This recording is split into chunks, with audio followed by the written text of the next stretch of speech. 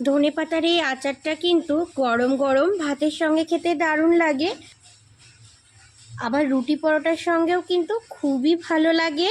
আচার তো আপনারা অনেক রকমই খেয়েছেন, তবে এইভাবে ধনেপাতার আচারটা যদি একবার তৈরি করে নেন সারা বছর কিন্তু ভালো থাকবে, আর খেতেও কিন্তু খুবই সুন্দর হয়। রোদে দেওয়ার ঝামেলা ছাড়াই কিন্তু ধনেপাতার এই আচারটা সারা বছর ভালো রাখা যায়। নমস্কার বন্ধুরা, আমি মৌসুমি। আমার রান্নাঘর ছোট বৌমার কিচেনে আপনাদের সবাইকে অনেক অনেক স্বাগত। আজকে আমি আপনাদের সঙ্গে শেয়ার করব ধনেপাতার আচার। এখন কিন্তু বাজারে ধনেপাতা খুবই সস্তা, আর এই সময় ধনেপাতার এই আচারটা তৈরি করে কিন্তু সারা বছরের জন্য সংরক্ষণ করে নিতে পারবেন। তৈরি করে নেওয়া কিন্তু খুবই সহজ, আর খেতেও কিন্তু দুর্দান্ত হয়। রেসিপিটি শুরু থেকে শেষ পর্যন্ত দেখবেন, আশা করি ভালো লাগবে। ভালো লাগলে লাইক, কমেন্ট, শেয়ার আর চ্যানেলটা সাবস্ক্রাইব করে আমার পাশে থাকবেন। ধনেপাতার আচারটা তৈরি করার জন্য আমি এখানে 1 ঝুড়ি টাটকা ধনেপাতা নিয়ে নিয়েছি। ধনেপাতাগুলোকে প্রথমে আমি ভালো করে বেছে নেব।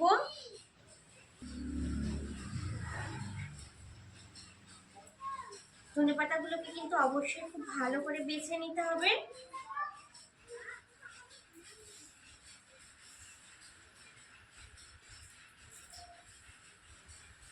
এখন কিন্তু ধনেপাতা খুবই সস্তা, খুব সহজে কিন্তু এই আচারটা তৈরি করে নিয়ে সারা বছর সংরক্ষণ করে রাখতে পারবেন। গরম ভাতের সঙ্গে কিন্তু দারুণ লাগে, এছাড়া রুটি পরোটা দিয়ে খেতেও কিন্তু খুবই ভালো লাগে। অবশ্যই কিন্তু পাতাগুলোকে খুব ভালো করে বেছে নিতে হবে। দেখুন এইভাবে সব পাতাগুলোকে আমি একই রকমভাবে বেছে নেব। সমস্ত ধনে পাতাগুলো খুব সুন্দর করে আমি বেছে নিয়েছি। এবার একটা পাত্রের মধ্যে জল নিয়েছি, আমি জলের মধ্যে ধনে পাতাগুলোকে দিয়ে খুব সুন্দর করে জল পাল্টে পাল্টে ধুয়ে নেব।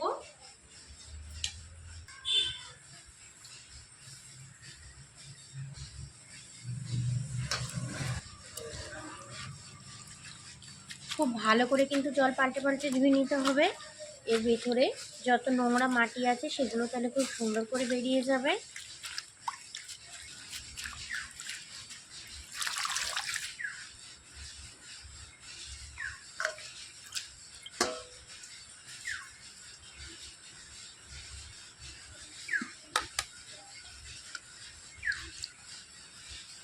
দেখুন অনেকবার আমি জল পাল্টে পাল্টে ধনেপাতাগুলোকে ধুয়ে নিয়েছি, আর এখন কিন্তু জলটা দেখুন একদম পরিষ্কার হয়ে গেছে। এইভাবে জল পাল্টে পাল্টে কিন্তু ধুয়ে নেবেন। এবার জল ঝরিয়ে আমি একটা প্লেটের মধ্যে নিয়ে নেব।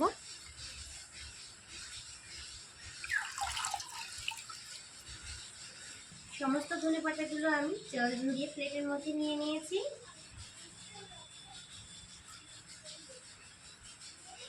গ্যাসের উপরে একটা কড়াই বসিয়ে দিয়েছি, আর কড়াইয়ের মধ্যে দিয়ে দিচ্ছি কিছুটা সর্ষের তেল।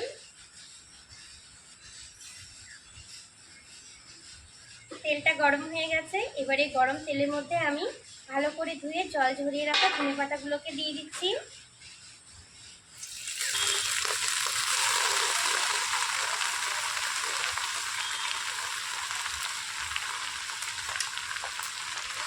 এবার একটু নাড়াচাড়া করে নেব।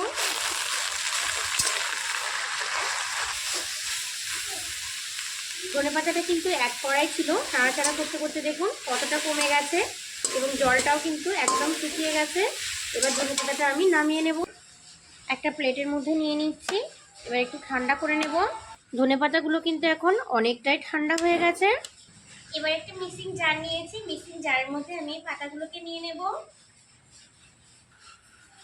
সমস্ত পাতাটা আমি মিক্সিং জারের মধ্যে নিয়ে নিয়েছি।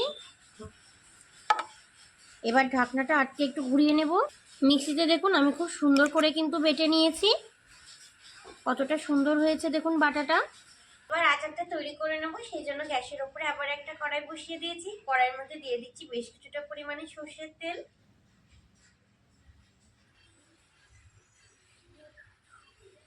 ফোড়নের জন্য নিয়েছি কিছু শুকনো লঙ্কা, 5 ফোড়ন আর সাদা সর্ষে আমি দিয়ে দিচ্ছি। এবার একটা বাটি নিয়েছি, বাটির মধ্যে দিয়ে দিচ্ছি 1 চামচ কাশ্মীরি লঙ্কার গুঁড়ো, 1 চামচ ধনে গুঁড়ো নিয়েছি দিয়ে দিচ্ছি, আর দিয়ে দিচ্ছি 1 চামচ জিরে গুঁড়ো। এবার অল্প জল দিয়ে একটা মিশ্রণ তৈরি করে নেব।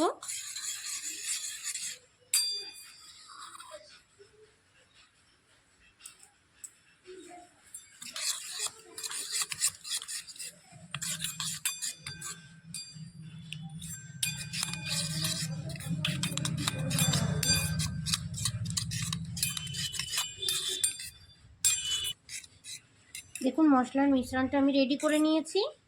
মশলার মিশ্রণটা এবার আমি কড়াইয়ের মধ্যে দিয়ে দেব। কিছুটা তেঁতুল আমি আগের থেকে ভিজিয়ে রেখেছিলাম। এবার তেঁতুলের এই বীজটা বাদ দিয়ে আমি জলটা দিয়ে দেব। তেঁতুলের জলটা দিয়ে দিচ্ছি, নাড়াচাড়া করে নেব। পরিমাণ মতো হলুদ গুঁড়ো দিয়ে দিচ্ছি, স্বাদ মতো কিছুটা লবণ নিয়েছি দিয়ে দিচ্ছি। একটা মিডিয়াম সাইজের রসুনের কোয়া আমি থেতো করে নিয়েছিলাম দিয়ে দিচ্ছি। আপনারা চাইলে রসুনের কোয়াগুলো কিন্তু গোটা ব্যবহার করতে পারেন। গোটা ব্যবহার করলে কিন্তু একটু আগে দেবেন। আমি যেহেতু থেতো করে নিয়েছি সেই জন্য একটু পরে ব্যবহার করলাম, আগে দিলে পুড়ে যেতে পারে। এবার যে ধনেপাতাটা আমি আগের থেকে বেটে রেডি করে রেখেছিলাম সেই বেটে রাখা ধনেপাতাটা দিয়ে দেব। বেটে রাখা ধনেপাতাটা দিয়ে দিচ্ছি। এবার নাড়াচাড়া করে মিশিয়ে নেব।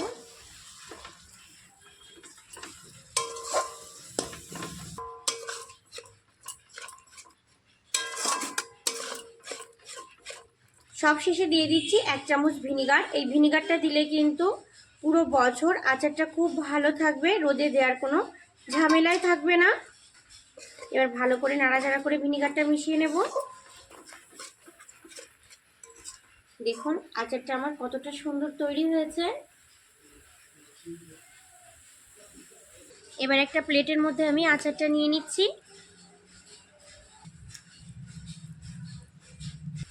দেখুন আচারটা কতটা সুন্দর তৈরি হয়েছে। ধনেপাতার এই আচারটা কিন্তু গরম গরম ভাতের সঙ্গে খেতে দারুণ লাগে, আবার রুটি পরোটার সঙ্গেও কিন্তু খুবই ভালো লাগে। আচার তো আপনারা অনেক রকমই খেয়েছেন, তবে এইভাবে ধনেপাতার আচারটা যদি একবার তৈরি করে নেন সারা বছর কিন্তু ভালো থাকবে, আর খেতেও কিন্তু খুবই সুন্দর হয়। রোদে দেওয়ার ঝামেলা ছাড়াই কিন্তু ধনেপাতার এই আচারটা সারা বছর ভালো রাখা যায়। আমার আজকের তৈরি ধনেপাতার এই আচারের রেসিপিটা যদি ভালো লেগে থাকে অবশ্যই ছোট্ট একটা কমেন্টে জানাবেন। ভালো থাকবেন আপনারা সবাই, সুস্থ থাকবেন। আজ এই পর্যন্তই, টাটা।